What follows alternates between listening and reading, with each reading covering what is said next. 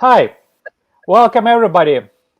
Today we have stream number 5 of RedTrack, and as usual, we're giving a short, very small talk while everybody gathers.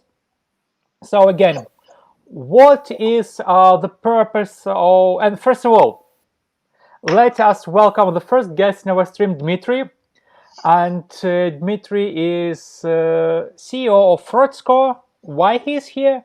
Because today we're talking about media buying, bots, and fraud. And who can talk better about fraud than the guys who actually spend nights and days trying to find ways to catch the fraud?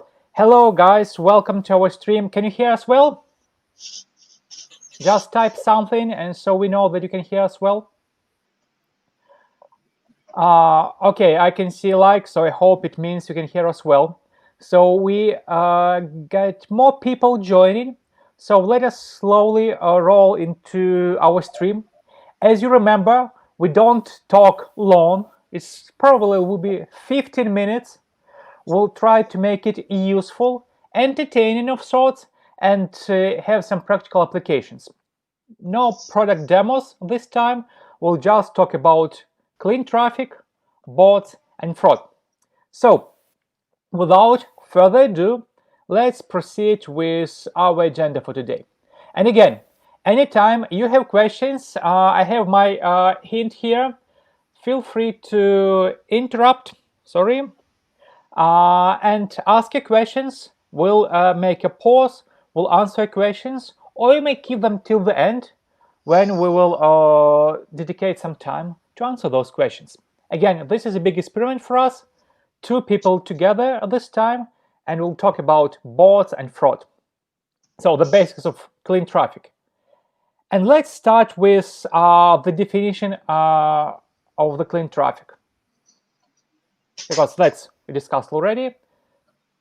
And we do know, okay, another big thing that you see, I'm not prepared to talk with the guests. So besides Dmitry being here with us today, coincidentally, today is a big day. I would like everybody to give a round of applause to FraudScore. Guys are 5 years old. So please tell them hooray, congrats, because they have not expected to be on this live stream. And we never knew that there will be 5 years today. It's a big coincidence, but I guess it's a good one. So again, round of applause to Dmitry, to the whole FraudScore team. They are doing a great job. And Thank now, you. Thanks. yeah. By the way, why you mentioned that there is a big story about those being 5 years today. Do you care to share this story?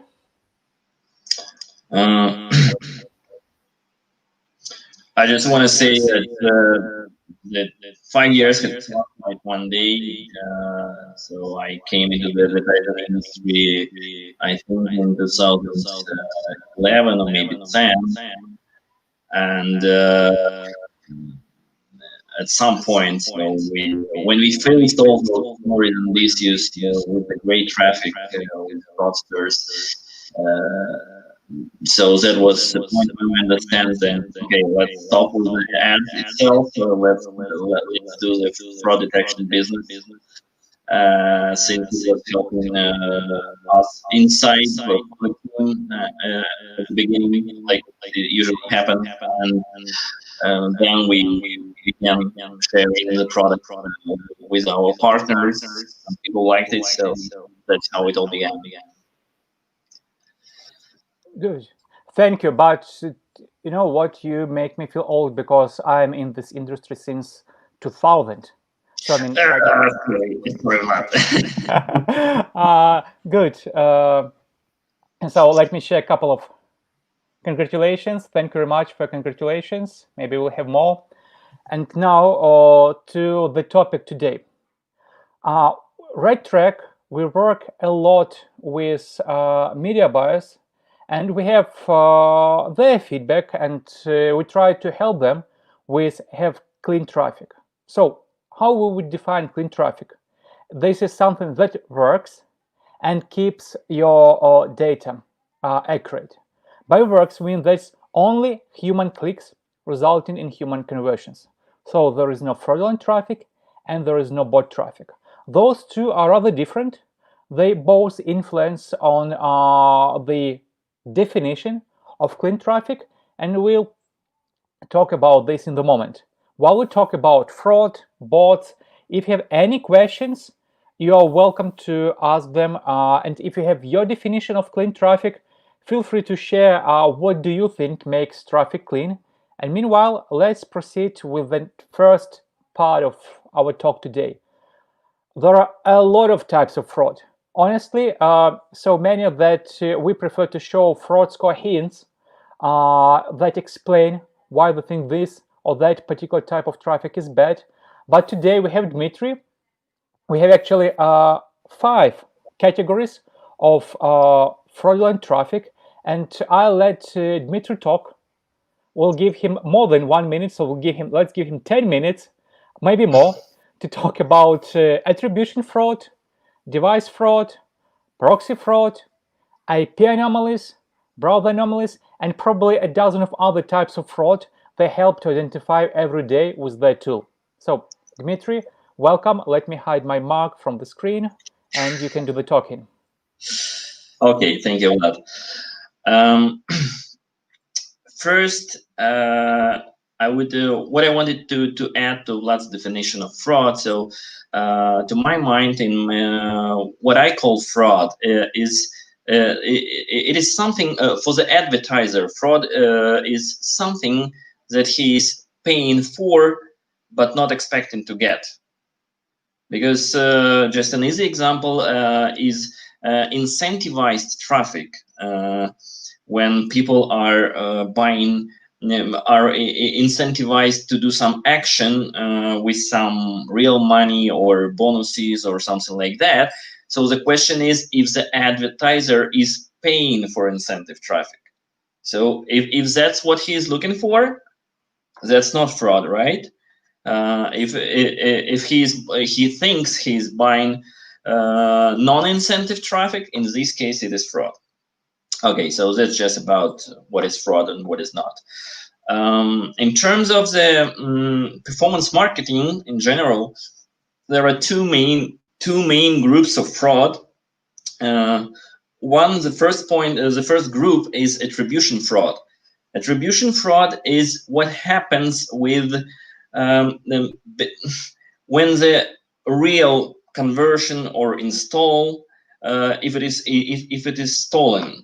So when using some techniques like click spamming, cookie stuffing, click injection, when those techniques are used to steal someone's conversion. So if it is attributed to some ad network, or maybe it is organic or not. So when someone is stealing this attribution, so the conversion and install is real, but the attribution, it is misattributed with the real source of traffic. The second big group is conversion and install fraud that happens at the point of install. So these installs are non-real in terms of for example, real people are doing them at the special bot farms in China, but those installs, for example, are made only for the purpose of being paid for the campaign, for the CPA action, for the CPI action, for the offer. For example, there are other ways to build this install fraud, like virtual farms, special machines with special emulators like BlueStacks that are running hundreds of installs in minutes. So that is non-attribution fraud, but it's also fraud, right? And as for the screen, so what we are sharing here are some more specific details on how some kinds of fraud can be detected. For example, we can one of the most common techniques is checking IP anomalies if the traffic is coming from the data center. So I don't think that real people are running the looking and interacting with the ads using data center IPs, or hundreds of conversions coming from the same IP or IP subnetwork. The same story with browser anomalies. So when we get very old versions of the devices, so these are very specific terms. The idea is just keep in mind. So what is going to be stolen? If it is if the fraudsters are going to steal your attribution, or they are going to fake the conversion and the installs. So that's the main point. And regarding the details, maybe we can talk about it later or in the question and answer section. Vlad, I think I'm done with this. Good. I'm back. Let's take bigger part of the screen. I'll try to do it. I have no idea how it works. Okay, that's just me. That's two of us. So let's be it. So next part, and this I will talk briefly, is about bots, because as you noticed, I don't recollect hearing bot in all the presentation that was done by Dmitry, and thank you very much. I always enjoy when Dmitry talks about all the types of crazy stuff people are doing just to trick media buys, trick networks, and get extra money, extra conversions from them. Besides all those types of fraud, and some more that we seen ourselves and help to prevent and help our customers to prevent those, we also have to do with bots. And like in well-known movies, there are three types of bots: good bots, bad bots, and ugly bots. So good bots, we all know them, we don't like them, but we don't even want to stop them. We just need to remove them from the data. Those are ad bots, search crawlers, and basically all those stuff, including Google and Facebook, that makes your campaigns running according to requirements that validate your campaigns. And you know what happens when you launch your first campaign? You suddenly see hundreds of clicks, but then you go in and all those are bot clicks, and your campaign data is inflated. So if you keep known bots that you don't need to block in your data, especially when you buy low volume, high quantity or low quantity, high cost of traffic, all those bot clicks that verify your traffic on an almost hourly basis sometimes, they will significantly spoil and like basically make your data inaccurate. So you want to keep them out. Now, the bad bots, they're well-known bots, are fraudulent traffic, and you do want, of course, to keep that traffic away, just block it right out. Now, there is a third type of bots. We call them ugly bots, and they are spy tools. Because, it's quite popular tactics in affiliate marketing, rip and run. You find the page that works, you monitor the market, see what pages perform using spy tools, and those spy tools need to access those landing pages to get information and to keep this information up to date.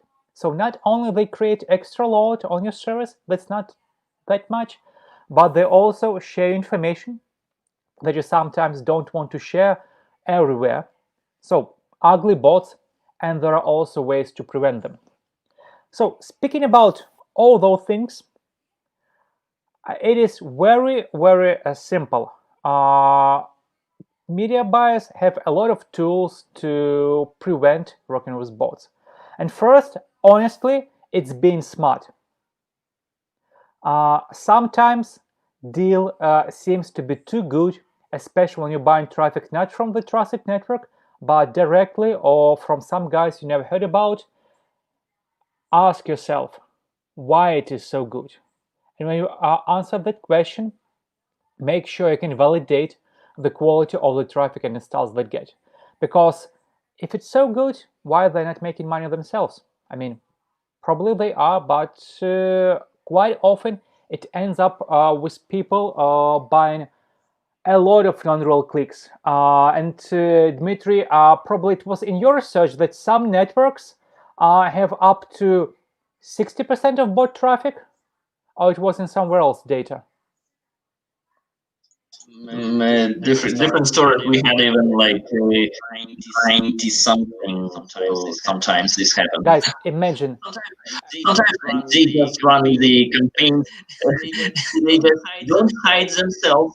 It's just a simple campaign from a data center where you get 100% of traffic coming from data center. So just from some bot server. Good, but the not funny part in this is that probably somebody's paying money for this traffic from data center. I had a case when I helped to analyze one of the media buying campaigns many years in the past. It was video inventory was scarce, everybody wanted video, and I said, guys, you know what? You are buying bot traffic, and at least 25%, probably more. And they say, Vlad, how do you know? I said, well, it's easy because we open your logs. Every fourth view comes from an iPhone, not randomly. Every fourth view is coming from the same device. So, and some other devices are different, but when we'll start looking, we found even more patterns like this. So, just being smart. Next one is using postback protection. That's especially important, guys, for all of you who are buying CPA clicks, CPA campaigns, running buying traffic on CPA, because in many cases, your network is very good, very reputable, reliable, but the publishers that send traffic to this network may be of different quality, and some of them run the same scripts, the toolbars and stuff like this that imitate sending conversions. So you receive conversions, you send postbacks to your network recognizes the traffic and rewards the publisher with money, and everybody but you is happy. In order to prevent this, why it is possible? Because typically your tracking domains and your postback domains are the same. Typically there is just 24 of trackers on the market, and all of them share not like inside the tracker, probably the party of the postbacks, at least the part with click ID and conversion, is the same. You can get it in the publicly available manuals. So what is left is just grab your click ID from the website, imitate the postback, and earn money. In order to prevent this, we have postback protection. Basically, we can receive postbacks only from whitelisted IPs, or when you can protect your postback with a secret key that is not publicly available. So when two things, or even one in place, there is no way to hijack your postback. Now, another way is for landing pages and for fraudulent traffic, just not to send it. Very simple, very straightforward. Dmitry may not like this because we somehow still into his budget, because we don't need a complex fraud detection called honeypot for bots. You just install simple scripts, and it's done in such a way that all bots will click this script, will go to some random nowhere, while real people will actually go to your offer. At least you'll keep the traffic that leaves your landing page and goes to a network clean, and this will work in your favor. But although, like we said, the best way is to use the tools of the pros like FraudScore that are seamlessly integrated in RedTrack. And big update, you can now use FraudScore on demand, or you can just switch payment fraud detection for all your traffic. What it means is that fraud detection on demand is good when you test new traffic source. You just flip the switch on, you check, I don't know, 1,000, 2,000, 5,000 clicks, maybe 10,000, and you flip it off. So you don't need to monitor your traffic source permanently. You validate it. You have some concerns, you switched it on back. This is case number one. Case number two is that you want to monitor your traffic for the bots constantly, because you're buying from different sources, different publishers, multiple campaigns, and you want just to make sure that it's okay. We have now a special option to switch it on, and all your traffic will be monitored 24/7 with FraudScore AI that runs from inside. And thank you very much again, FraudScore. We're here together for this collaboration, It runs from inside RedTrack service with database update real time, but no extra redirects, no extra time delays. It's all there real time, like any other data point that we have. And so this actually means the end of our presentation. Just to recap, we have a lot of questions. Thank you very much. We'll answer them one by one. And let us go here so you can see us better.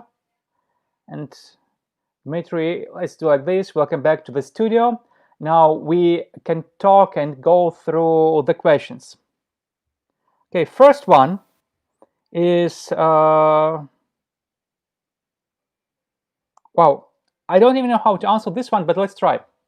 Dmitry, I guess it's best for you, because for us, we have a database of known bots, and we have detect known bots function activated by default in all RedTrack accounts.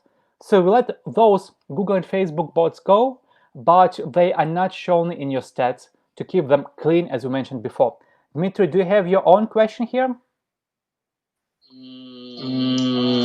I'm not sure what I can add here, since it's a very open question with I'm not sure exactly what is the workflow. So what is the best way to avoid bot traffic with Google and Facebook? What traffic coming from Facebook or sending to Facebook or what? I'm sorry, I'm not sure. Okay, I'll say myself, you don't avoid traffic, you just remove it from your data, so your stats are clean. But again, if you have any clarification, but I see a lot of questions, so we'll go through them one by one. Now, the question from this one, just to answer it, how does RedTrack move good bots from the data? So we know which bots are good because they're publicly known, the user agents are known. We have the list of those bots. We can add them if something new will appear. And what we do, we just programmatically hide them from the data. So we record all the clicks, we let all the clicks go, but we do not display clicks coming from known bots in your stats. We don't deduct your click counter because it's not your live traffic, and we keep your reporting clean. That's very simple. And again, you can Google it, or you can reach to us after the call. There is a list of thousands known bots. We probably covered just a couple of dozens, but they constitute the majority of good bot traffic that we identified. And if you see any other bot that you want to add to this list, you can always tell me, you can tell support team, and we'll do it. Now, next question that I would like to ask is this one. It was always interesting for me. Okay, not okay. Question from RedTrack. Now, you mentioned click injection, and honestly, I am not a big pro in how exactly click injection works. You definitely know it better, so please tell me and our viewers today. Can click injection be applied to override first-party cookies in the visitor's browser? In terms of, so let's take a look at what is click injection. So it is, since we have the window between the click and the conversion, I think we are talking about install here. So we have a window, and bad guys are trying to get in between the click and the conversion while happening. They try to get inside, for example, using some malware that is dozens of tons of clicks, and at some point they succeed to get into this window. So their click will be attributed, their source will be attributed to conversion. Usually one of the easy ways to get this kind of to catch this kind of traffic is to analyze TTIT, clicks to install time. because in both cases it will be if we talk about the click, what is called in Android, click click high, I forgot the name. Mm, click injection. So it is a very specific thing to the Android. Um, it is built so that Android platform is notifying all the services inside of the device that download of the app started. So it's very easy for bad guys to listen to this kind of event, and once it happens, they look through their database if this kind of offer, for example, Uber install, Uber campaign, for example, is running, and they will get, make a click, a fake click on that. And so you will see a very low TTIs, like seconds. So that is one of the ways to. I don't know. So did I answer the Yeah, question? you did. But for all the other viewers, let me give you the summary. So, if you don't run apps, you are safe from click injections, probably. If you don't run apps and you don't use third-party cookies, and honestly, nobody will be using third-party cookies 9 months from now, you are good from click injection. So, but even today, if you use RedTrack and you use first-party cookie that we offer to our users, then you at least will not have to worry about click injection. But again, probably it's only for apps. Okay, more questions. Let me see which one we will answer next. Well, this one is we don't block bad and ugly bots. Sorry, we just don't know them. Fraudster knows. What you can do is that you can activate in RedTrack fraud detection feature. And what is coming soon is that you'll be able not only to identify fraudulent traffic, but use the data provided by Fraudster as a filter and just send it away real time, somewhere, you don't care where, but not to your working offer. Sadly, we cannot stop it because the origin of the clicks happens somewhere else, not in RedTrack. What we can do, if this traffic source is API integrated, we'll be able to automatically reach out and block the particular placement. This will not stop it in the past, but will prevent you to get those fraudulent clicks in the near future. I hope this is an answer to your question. And next one is to Dmitry.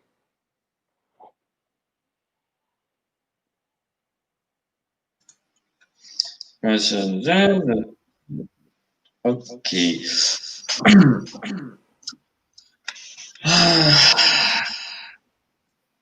First, it depends what kind of bot. For example, we can get maybe in two main groups. One, I think mainly, especially in the red track, in the red track, we're talking about click bots. So those bots that are generating tons of clicks, and usually they are done through some malware and a lot of people are built inside of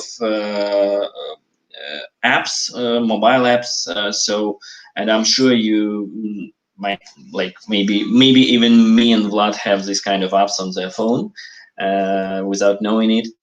Some of them are very popular, like flashlight apps or something like that. And of course, maybe if you are a fan of watching online videos, these websites are always it's not just a possibility, it's just the question is how many clicks are they are generating while you're watching the film. And yes, we are fighting them.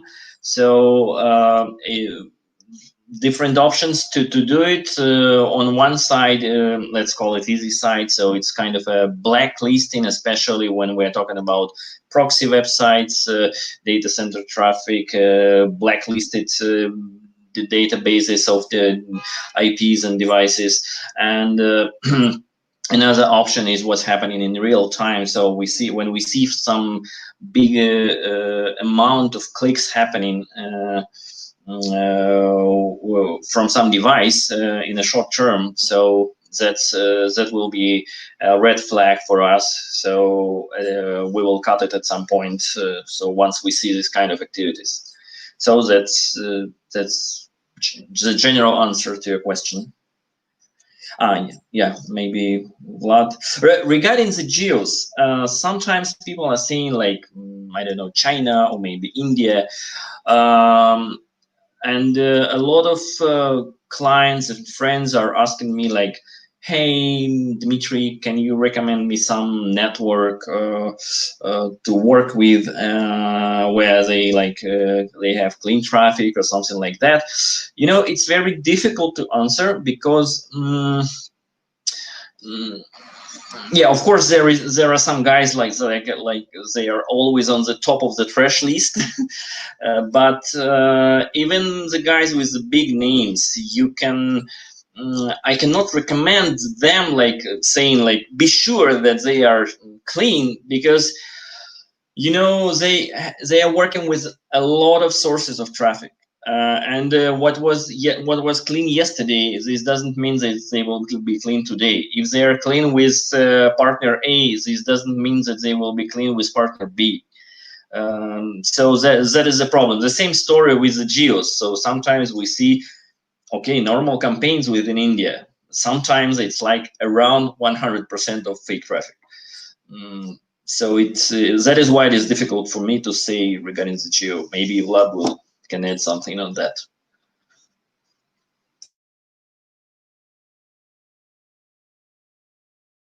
Muted. So I muted myself. You know what? Totally on the same page here with Dmitry, because usually, at least with the well-known networks, they are not the one who generate fraud. They suffer from this same way as you do. Those are the publishers that they try to catch, try to remove from their network, and because this is their reputation. But of course, people who make money by running all those bot operations, they find other ways to get in, like Google. If you read this news, Google cleans up hundreds of apps from the App Store periodically. Yeah, Hundreds. they do. The initial purge 5 months ago, I think it was 1,300 apps purged from the App Store because they were all fraudulent. Some of them managed to collect as many as 100 million downloads. The list of them had hundreds of thousands downloads, and Google keeps finding those apps, keeps purging them to keep at least Play Store safe, but it's not. And so that's why we said it was being smart. Same goes to any other network. They do their best job to work on with good publishers, but of course, people who want to make easy money try to find a way to get past the moderation and start sending you bots. So it's probably not about the geo, it's more about specific publisher that group of people that try to get best of the campaigns that are popular in the particular geo in the particular moment. What we did ourselves is we just were implementing the integration with fraud score. I guess it was 2 years ago, maybe 1 year ago, don't even remember. One of our first pilot users, he did a blind test. So he ran the same offer, same ad across 5 networks. Each of them had a share of from 15 to 35% of bot traffic. This all the networks from the top of the list. I won't even mention the type of ads, just to not point fingers. The easiest assumption correlation was that the less bots the network had, the higher the conversion rate was. And because it was not apps traffic, it was just regular ads, a regular offer. And if the network had less than 20% of bot traffic, running offers actually for that particular geo, that particular targeting, that particular campaign was profitable. But as soon as the bot counter was over the 20%, the return investment was either close to zero, or when it was about 25%, it went to negative. Same offer, same ad, same targeting, 5 different networks. So it's and I'm very positive they don't want to feed you all those bots, because if you get those bots, you will not make money with them next time. They lose your budgets. But it happens, and so that's why we have, and FraudScope provides you with a lot of ways to detect fraud. We do it very simple, just one step. Click fraud. So we help you identify sources of bad clicks and blacklist them, stop buying traffic on them to keep your campaigns good and profitable. So Ilya, I hope this answers your question. We have probably we also answered this question: is fraud less of a worry for more reputable traffic sources such as Facebook and Google? Yes, it does, because if you run a lot of some Google or Facebook ads, you probably see this alert that your account was created for X amount of money for clicks that happened 2 months ago. So they catch those clicks and they even refund you the money themselves. Sometimes we had issues with Google display campaigns, and again, using fraud score, a lot of bot traffic were found, and we helped users just to get the log of fraudulent clicks and fraud score data about those clicks. He sent it to Google for review, and he got a refund. I am not sure it will happen today, although traffic sources changes, the policies change, but it was a true case. So hope this answers your question. Good, Ilya, we're happy that we were of service and information was good. Now, another one is that what is a bot catcher?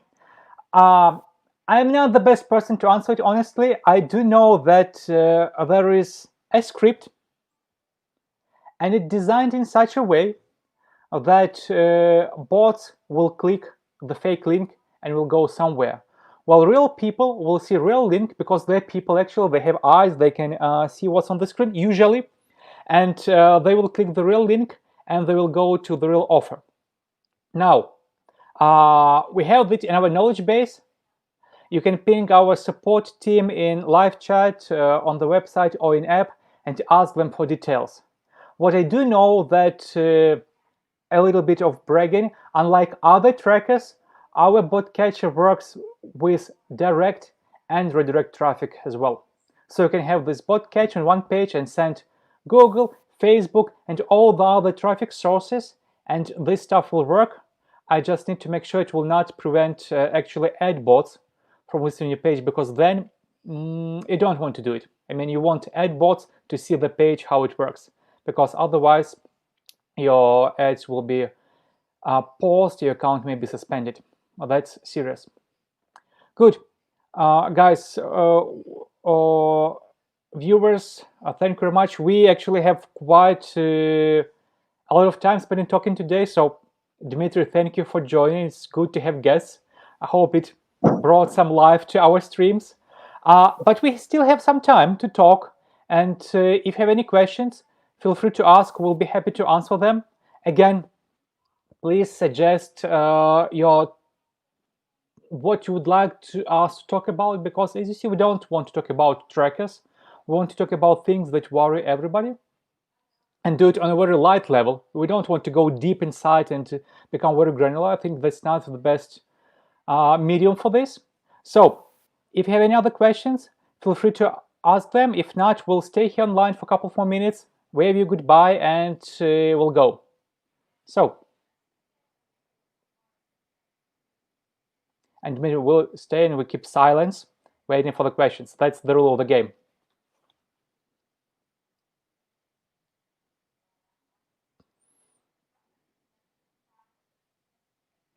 Good. So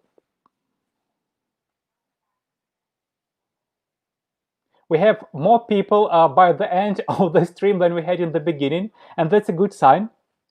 Again, all those recordings will be shared on Fraud Score YouTube channel, on RedTrack YouTube channel, on our Facebook channels, probably somewhere else. Next stream, and let me get it to the screen.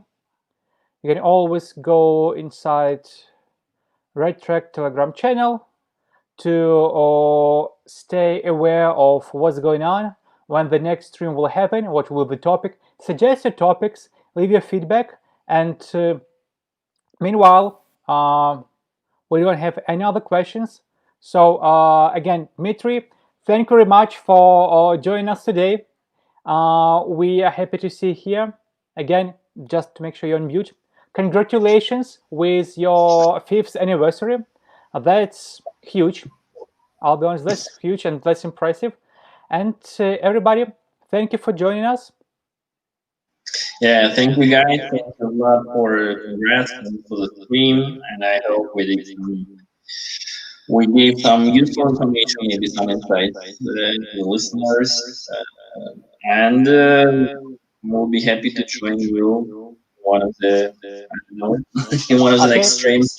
We'll pick another topic that you can contribute, or maybe you can just come and ask us questions that you, because I do know that you have a lot of questions about trackers, so we can do another ask difficult questions about trackers, like how do the hell you have clicks and they're not in our data, although it's not about us.